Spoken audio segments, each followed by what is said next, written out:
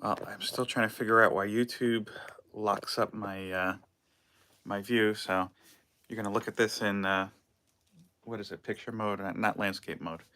I apologize in advance for that. It has been a very hectic morning. Um, if you're well, right now I'm just talking to YouTube, and I don't see anybody here yet. So I'm starting up Facebook as well.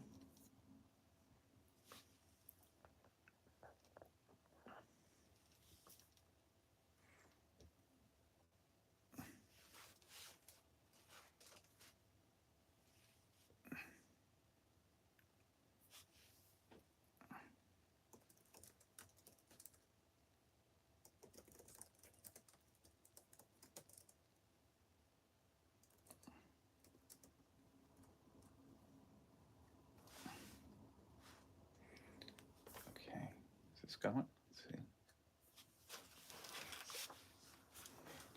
Okay, everybody, and welcome back to This Week Today Live. This is the live feed for Fantastic Comics and Art. I've got YouTube to my left, Facebook in front of me. No, I haven't merged it into one platform or one streaming platform yet. I know I'm a little after 11. Sorry for the wait. I don't see anybody here yet, so I'm just going to dive right into it. It's been a little bit of a hectic morning. If anybody's joining, I guess a little bit later, I usually like to watch Brian LCS first. One of my favorite YouTube channels to watch on regarding comics and whatnot. But I guess he didn't have a feed this morning. It wasn't popping up, at least for me, and got a little distracted with some dad duty. And now I'm down here with you. I'm going to change it up a little bit of how I've been doing it. I only have really one news story to discuss and then a topic on top of it. I'm going to just push that maybe to the middle. Let me do this. We're going to jump right into what I read this week first. Okay. X-Men #9. This is a turn in the right direction, I think, for the series. This is the first of the Dugan series, Dugan run I really enjoyed. You could see it's getting a little foreboding, and I really feel like it's setting it up for something special. A lot of stuff going on with Arakko, the mutant Mars planet here, and you can see it's a very kind of creepy cover too. And I like that they kind of tied MODOK back into it. You know, we just saw him a couple issues ago. Typically, you have a supervillain or a superhero pop up in another's book, and you know that's there and gone. Maybe they might reference it later on, but this seems like it's adding it to something. Excuse me, just helping to strengthen Orcus. Next, Sabretooth #2. I really enjoyed the first issue of Sabretooth. This one was good, but not great. I am a little leery of the turn that they're taking with other kind of lesser mutants or lesser villains down in this in the middle of Krakoa, and they're trying to now break out basically. The thing that kind of throws me off about it, Sabretooth, you know, yeah, he's a big dude, big villain, I guess you could say. You could certainly understand why he's locked up in the middle of Krakoa. These other villains, you know, it's like you went from your grade A villain down to maybe your grade C or D villain. They didn't even include Nanny, who we saw was also thrown into the middle of Krakoa when Hellions ended. So I'm sticking with the series. There's 3 issues left, I believe. I think the third one comes out next week. Um, so we'll see. Wolverine patch #1. This is a limited series from my favorite Wolverine writer, Larry Hama. This is a great callback to um, really a Wolverine from that I used to read as a kid. This is where I kind of started my Wolverine, I guess you could say, readings. And great callback, great issue. It's a like I said, it's a nice little throwback. I am enjoying it, and it's kind of nice. It's not connecting into anything else, so you can just sit and enjoy it for what it is, and that's kind of like a pure comic, I guess you could say. Demon Days Blood Feud #1. This is the conclusion to Peach Momoko's Demon Days story. Artwork is good. That's always the strength, I think, with this series. Um, the ending kind of left it a little bit light to be honest with you, in my opinion. It just felt a little bit of a rushed conclusion. But all in all, it was a good read. There is a little message at the end of it saying that Peach Momoko is going to do her own kind of reimagining of the Marvel Universe coming this summer. Don't know if I'm sticking with it for that, but we'll see. I haven't seen any previews. I haven't even really heard any news about it up until then. She Hulk #2. Really enjoying this series. It's light. It's not too heavy. The last installment of She Hulk, I can't think of the writer's name, although it was well done, just too heavy, and the art suffered here. In this case, both the art, not just the cover art, of course, the interior art, and the story is just great. Um, I kind of had mixed feelings about them bringing back Jack of Hearts. I should say, of course, whenever I discuss these, you are going to hear some spoilers. Sorry if I messed that one up for you. That's not a huge spoiler considering he's right on the cover of #3. But all in all, it's kind of like a pace somewhere in between Dan Slott's run, which, as I've said before, is my favorite run, and in the last run, and that's refreshing. I'm still reading that, still plugging away. Black Widow. I believe this is issue 14. They kind of just put the legacy number on it, not the volume number, the issue number rather. This is a great series. Um, the next issue, which came out, it's in my to buy the stuff I bought this week. You'll see in a little bit. Is the last issue of the series. That's a shame because this is, I think, a standout great series. Kelly Thompson doing a great job on writing. The art, they always kind of switch back and forth, but has always been solid. Um, I kind of feel bad because I feel like they're. It feels like to me, I don't know. Maybe I'm just assuming that they're cutting this series short. And I know that Mr. and Mrs. X, Kelly Thompson's last ongoing that I'm familiar with, which was a great X-Men series, also got kind of cut short too. So I don't know what the haps is with Marvel, what they're kind of doing here, that they want to end these stories a little short. But look, if you could go out and get all 15 issues at this point, do it. If not, look at it online or whatnot. Next, what if Miles Morales became Captain America? This is Marvel's what if story for this year. Story was good. I gotta say, I hate the cover art on this one. I get what they're trying to do, and I'm showing Facebook first. I'm not forgetting about you, YouTube. But just, I don't know. Like Miles Morales usually is very thin, kind of agile, like Spider-Man. Spider-Man's like more of an athletic build. This he feels very overly bulky, but not muscular, or not muscular enough. And I don't know if it's just the use of the blacks isn't great on his costume. It kind of looks almost like puffy or gelatinous, in my opinion. As far as the story goes, it's pretty solid. The thing that kind of strikes me as odd, I'm a big fan of the What If series, the classic What If series, I should say. And if you're unfamiliar, it's pretty similar to what was on the Disney Plus show, where there is one event, one something in time or in Marvel history that's been changed that affects everything else.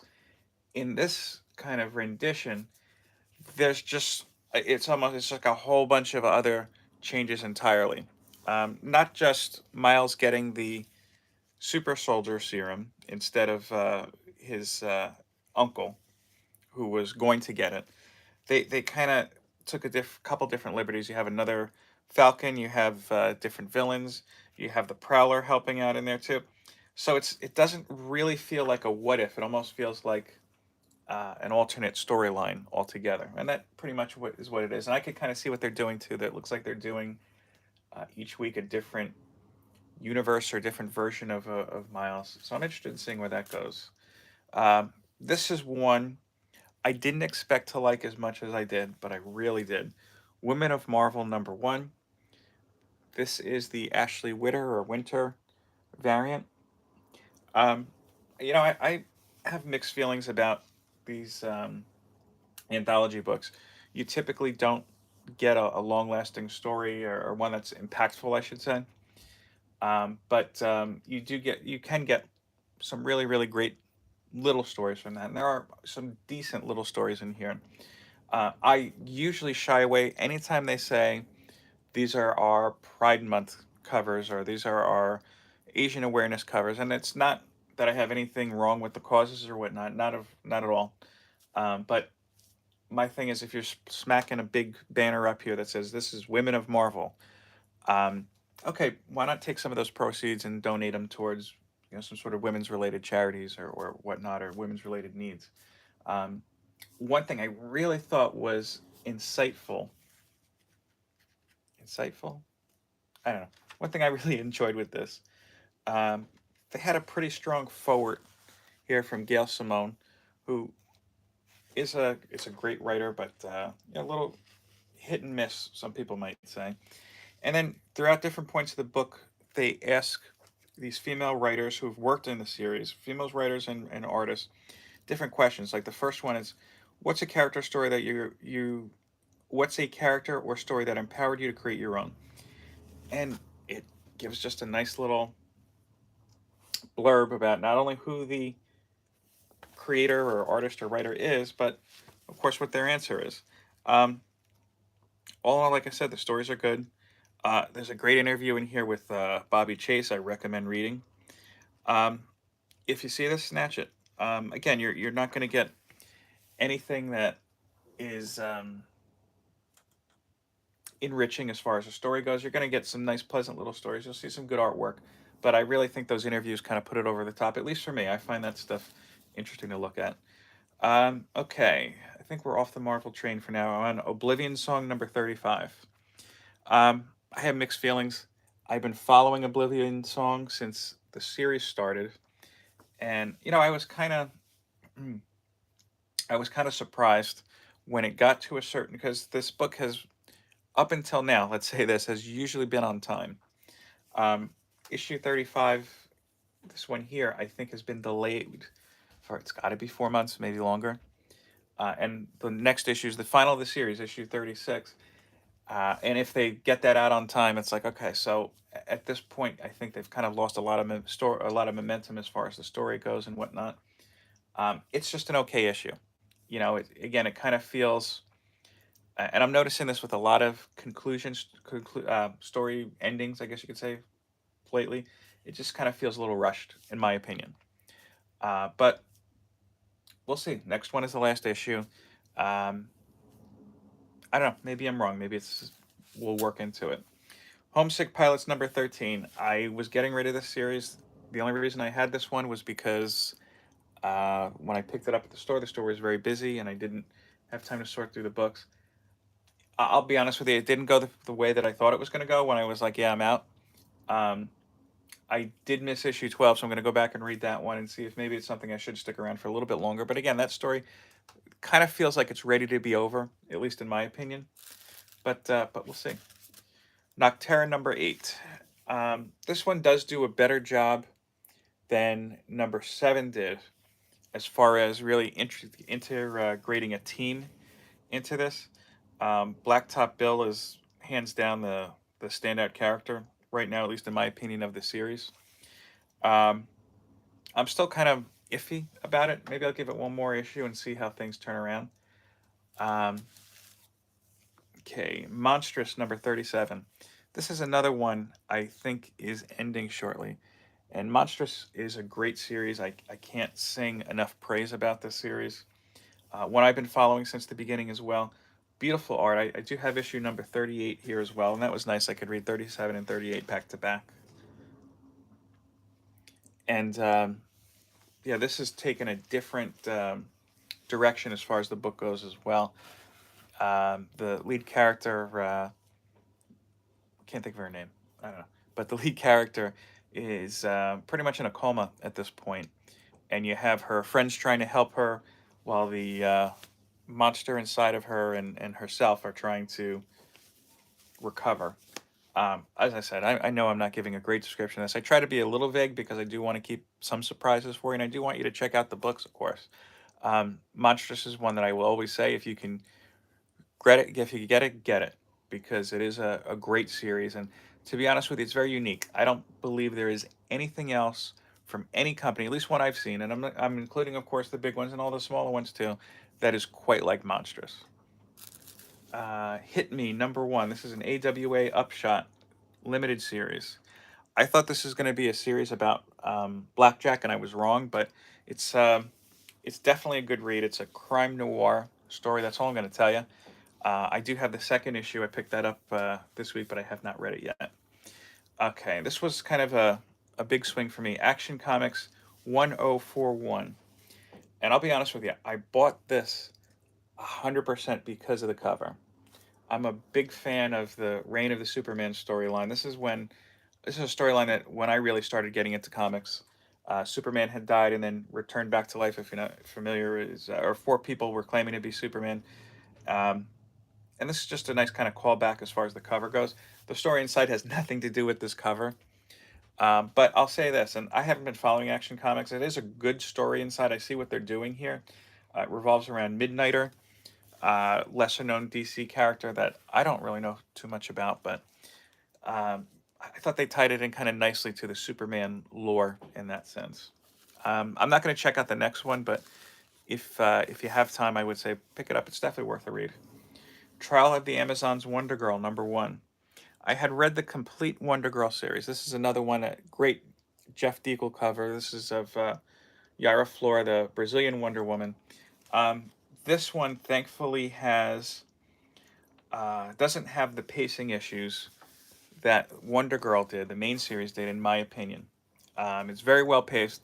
This is like, I didn't realize it, like halfway into the Trial of the Amazons story, which I haven't read anything of, but I was able to understand what was going on and whatnot, and it was a really good read. I don't know that I'll read the second one. We'll see. I did read, no book to show you, but I read the X Lives and X Deaths of Wolverine back to back. I'm not going to talk about that too much because I think I want to film a separate video just about that. But I will say that I was very, very pleased. In my opinion, the writer Benjamin Percy has kind of etched a good spot, or a great spot, I should say, in Wolverine history as far as writers go. I rank him up there at this point with Larry Hama. Um, just a different direction, and he's really kind of kicking off this kind of deconstruction of the Krakoa storyline we've seen in the X-Men series, and really setting up for something special, which brought me right into Immortal X-Men #1. And I know that people were touting the recent Inferno story as the end of the Hickman era X-Men Krakoa stories. If that's the case, I really think that this Immortal X-Men is the perfect kind of ushering in of this next round of Krakoan X-Men stories. And it's got a little bit of everything. This is told from the perspective of Mr. Sinister or Sinister. I like that they are focusing on some of the characters that I think are very easily kind of get lost in the shuffle. Um, Exodus is one right on the back here who is very prominent in the series, in the story at least. And I read Hickman had some interesting plans, but wound up somehow screwing it up on his own. It's nothing Marvel did; it's all him. And that's a shame because I think Exodus is an interesting character, one that I like, that is has been criminally underutilized.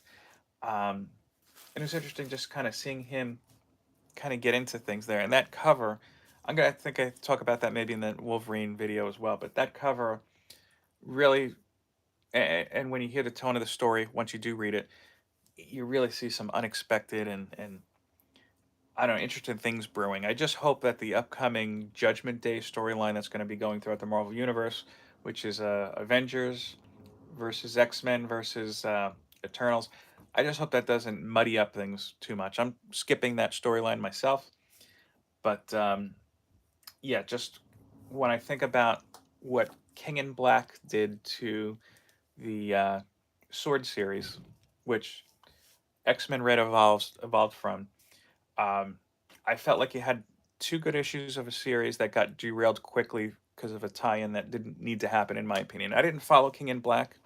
The only issues I read of that were Marauders, the tie-ins with Sword, and Black Knight. But I read the main story online. I wasn't impressed. That's just my opinion. If you liked it, great. So, comic book news. As I said, I'm going to do this one a little bit differently. Let's just talk about one story for now. There's been reports that, well, let's back up a little bit first. Let me get some water here. So for months now, Discovery and Warner Brothers have been talking about merging their streaming platforms, or merging as a company to launch a streaming platform to compete with both Netflix and Disney Plus. You know, the two big dogs in the house, I guess you could say. While I haven't used Discovery Plus, and my wife watches lots of 90 Day Fiance, we usually watch it live or record it on the DVR at least. But I haven't had any experience with the Discovery Plus service. HBO Max, I'm a big fan of. To be honest with you, it is my preferred streaming platform of the ones that we have, and I'm kind of interested in seeing how they work hand in hand together. But on another end of it, it sounds like Warner Brothers is quote unquote looking for their Kevin Feige. You know, they're looking for somebody who could really rein in the DC media properties, whether it be TV or film and whatnot, and kind of put it all under a nice banner, as Marvel has done, um, to varying degrees of success, depending on what you've watched or what you've read, I guess you could say. Um, yeah, I'm cautiously optimistic. You know, I do think that the most recent iteration of the DCU, the DC media and whatnot, has a lot of value in it. Um, but they've also kind of been their own worst enemy. Um, yeah, I didn't care for Batman versus Superman. I didn't care for Man of Steel, but I like Henry Cavill as Superman. I think that the Snyder Cut finally did the Justice League justice, for lack of a better word, I guess. And that's kind of, I guess you could say, is, well, if you could redo any film, you know, yeah, you better do it right the second time. But look at even Wonder Woman. I mean, the first Wonder Woman film is a great movie. Second one, Wonder Woman 1984, is terrible.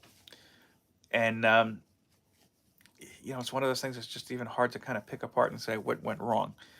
Um, but Warner Brothers needs to figure that out, and how to say, okay, let's keep doing the good things that we did and figure out how to grow from it, and get away from some of these other issues too. Now, they do have other projects in development, so I don't know how this is all going to be affected by this discussion.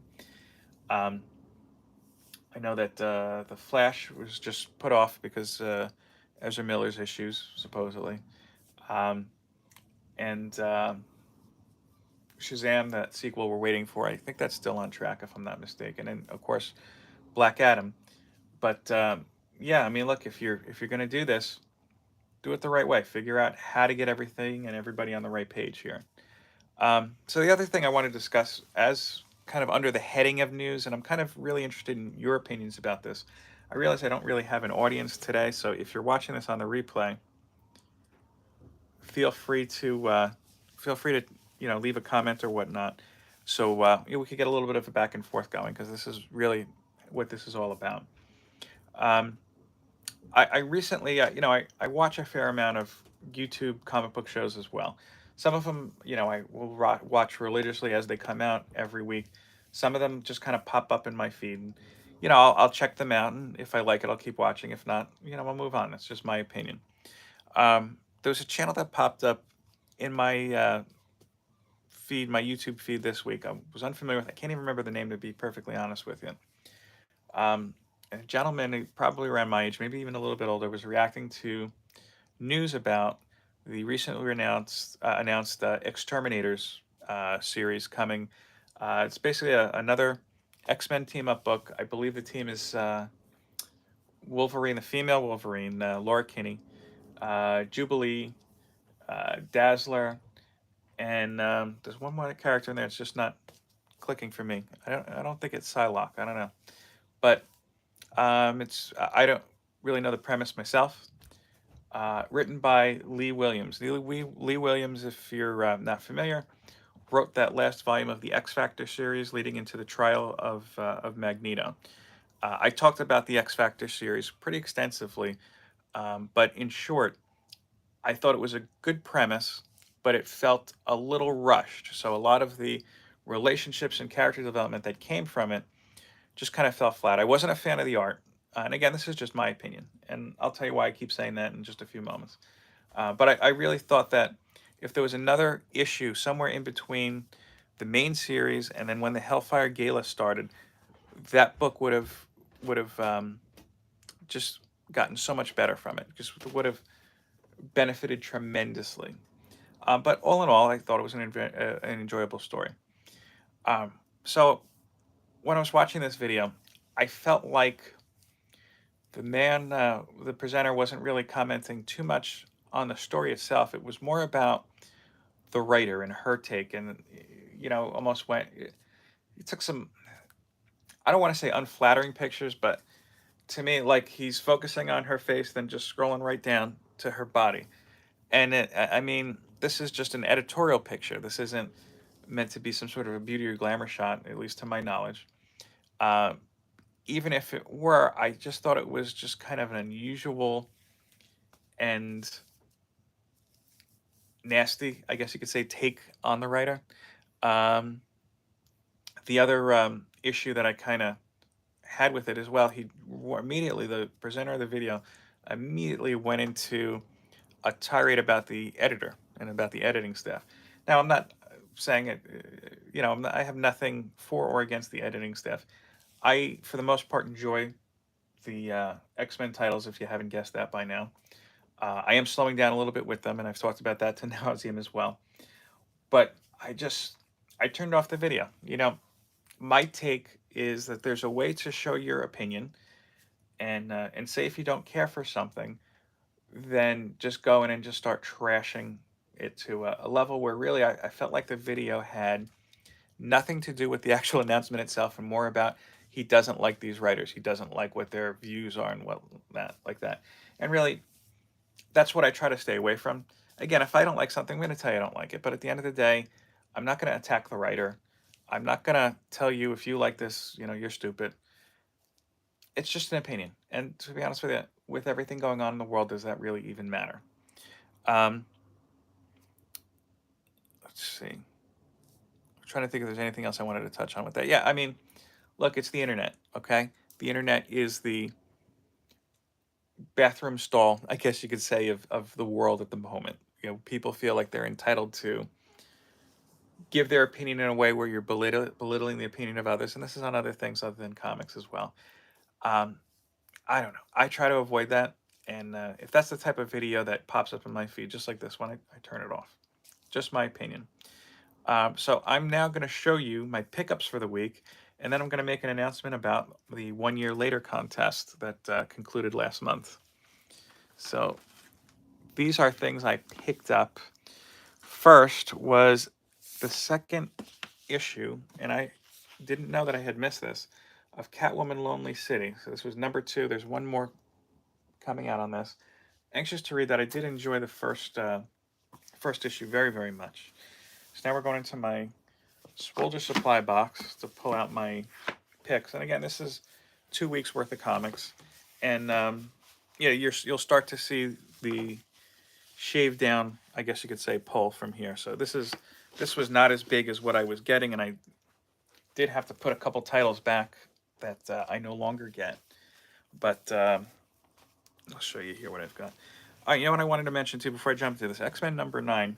I don't know if it's that same paper quality issue I reported on a couple weeks ago, but I noticed that the redacted information that you see in the little not word balloons, the infographics that they have in all the X-Men series, again, I don't know if it's something to do with the paper quality, if it's purposeful, but you can see the redacted information.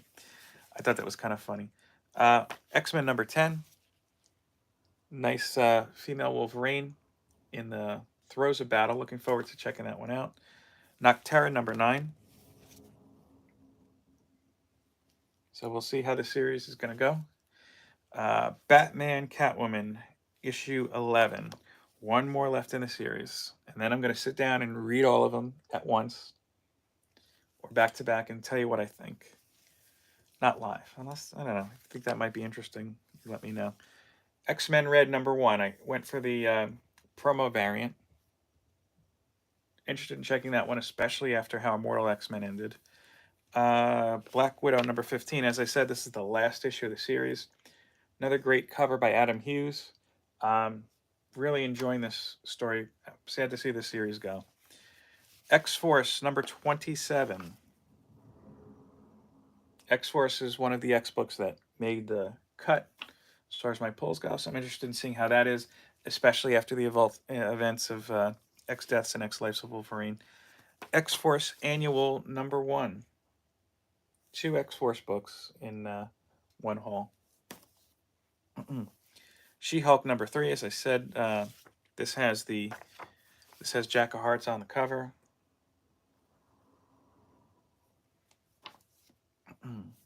Homesick Pilots #12. This was the issue that I had missed. Very creepy cover. What If Miles Morales Became Wolverine? This is the What If #2, continuing that same What If story. See, the cover on this one I think is better done. You see it's a more slender and athletic Miles, not the overly bulky one that I had just shown you a few minutes ago. The next chapter, this is Marauders #1. This is a variant edition. If you remember, I liked the annual a couple weeks ago. Still interested in seeing how this goes. We'll see. I have mixed feelings about the change up with Marauders, but we'll see. Deadpool Bad Blood. I believe this is a reprint. Liefeld cover. He's doing better with his feet. This is one I typically don't get. I don't know why it jumped in here. Black Panther #5. I used to read Black Panther through the Reggie Hudlin run, and a little bit before that. I haven't read the new run. That might have gotten in my box by accident, but I'll check it out either way. The last new book I had picked up this week was Hit Me #2. Continuing with that series I told you about earlier. It thought it was a blackjack book. It's not.